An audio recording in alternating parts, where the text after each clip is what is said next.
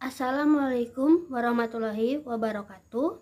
Perkenalkan, nama saya Septa Nabila Putri, NIM 2101010201, kelas A5 Manajemen semester 3, program studi Manajemen, Fakultas Ilmu Ekonomi dan Sosial Humaniora, Universitas Bina Insan. Di sini saya akan membuat video untuk memenuhi ujian akhir semester dengan mata kuliah akuntansi manajemen dan dosen pengampu Bapak Ariski Andrinaldo, sarjana ekonomi, magister akuntansi. Di sini saya akan menjelaskan mengenai harga transfer. Pengertian harga transfer adalah harga transfer atau transfer pricing adalah harga yang dibebankan untuk memberikan atau mengirimkan barang atau jasa dari satu divisi ke divisi lain dari satu perusahaan baik internal maupun eksternal.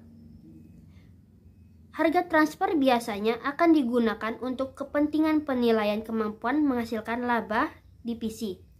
Dalam perusahaan terdapat divisi yang menjual produk, barang atau jasa disebut sebagai penjual, dan divisi yang membeli produk, barang atau jasa disebut pembeli. Sehingga ada dua keputusan yang harus dibuat, yaitu yang pertama, keputusan dalam pemilihan sumber atau sourcing decision, yaitu menetapkan atau menentukan di mana produk harus diberi dari luar atau eksternal perusahaan, atau sebaliknya menetapkan pembelian dari dalam perusahaan atau internal. Yang kedua, keputusan penetapan atau penentuan harga transfer jika dibeli di dalam perusahaan pada harga transfer berapa yang harus ditetapkan kepada pembeli, sehingga tidak terjadi kerugian harga transfer antara penjual dan pembeli. Tujuan dari penetapan harga transfer sendiri ada 5. Yang pertama, dapat memperoleh informasi harga yang relevan. Kedua, memudahkan pengelolaan harga dan menghindari persaingan harga. Ketiga, dapat membantu mengatur cash flow anak cabang atau cabang perusahaan. Keempat, meminimalkan beban pengenaan pajak, bea masuk, dan biaya pengiriman. Dan yang terakhir, itu memotivasi manajer dalam mencapai tujuan.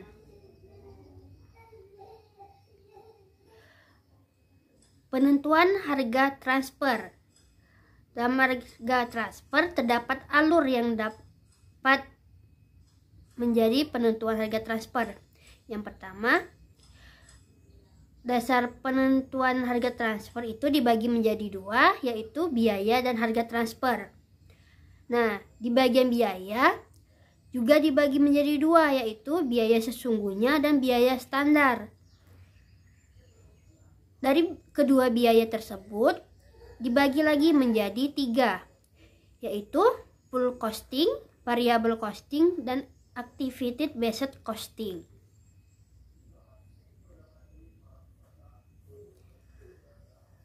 Metode penentuan harga transfer ada 4, yaitu yang pertama, metode market price atau harga pasar. Metode ini paling disukai karena harga transfer dihitung dengan harga yang ditetapkan sesuai dengan harga pasar, sehingga produk yang dijual oleh divisi penjual dibeli oleh divisi pembeli dengan harga yang sama apabila dijual ke pihak eksternal perusahaan. Kelemahan dari metode ini adalah jika produk tidak tersedia di pasar, maka tidak bisa menggunakan metode ini. Jika produk yang ditransfer memiliki harga pasar produk merupakan biaya kesempatan, baik bagi divisi penjual maupun pembeli, sehingga harga tersebut merupakan dasar yang adil sebagai dasar penentuan harga transfer bagi divisi yang terlibat. Keunggulan metode market price ini adalah harga transfernya cukup objektif. Nah, jika jual beli dilakukan antara divisi dalam perusahaan, metode harga pasar minus dapat dilihat dalam PPT yang saya buat. Yang pertama itu harga yang berlaku di pasar berapa, biaya yang dapat dihindari. Itu terdiri dari potongan penjualan, biaya iklan, biaya angkut penjualan, komisi penjualan, biaya penagihan, dan harga, dan hasilnya akan menjadi harga transfer minus. Yang kedua, metode harga pokok. Metode harga pokok produksi dihitung berdasarkan biaya yang dikeluarkan untuk memproduksi barang ditambah dengan laba. Metode ini digunakan apabila tidak diketahui nilai pasar produk atau jasa. Kelemahan metode ini ada dua, yaitu yang pertama, divisi pembeli akan cenderung membeli di luar dengan harga yang lebih murah karena apabila divisi tidak mampu secara continuously memproduksi barang, maka harga transfer produk yang dihasilkan akan jauh lebih tinggi daripada harga produk yang dijual di perusahaan eksternal.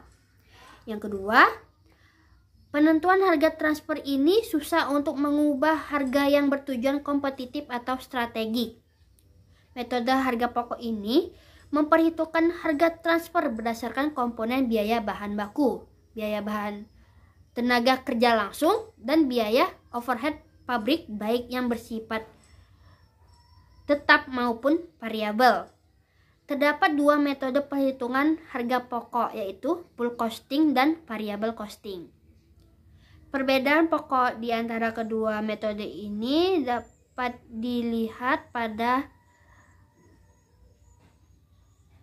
bab-bab atau video yang lain.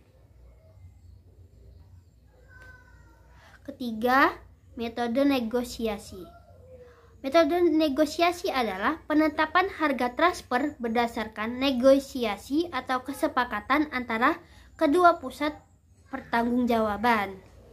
Yang keempat, metode koordinasi atau arbitrase dan penyelesaian konflik.